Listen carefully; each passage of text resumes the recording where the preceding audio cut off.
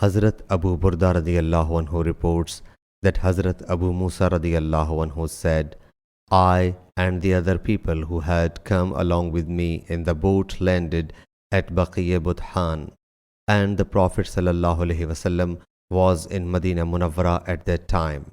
So one person among us used to take it in turns to go to the Prophet sallallahu alaihi wasallam every night at the time of the Isha prayer. One day, I and my companion found the Prophet sallallahu alaihi wasallam engaged in some of his affair, and he delayed his prayer till the midnight. Then the Prophet sallallahu alaihi wasallam came out and led them in prayer. When he had completed his prayer, he said to the gathering, Stay at your place, have the glad tiding, you are blessed with Allah's favors.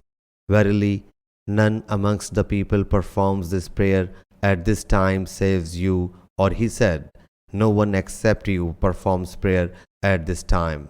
It is known which statement out of these two he made. Hazrat Abu Moosa said, we returned and we were very happy after hearing it from Allah's apostle. Sahih Bukhari, Hadith number 567.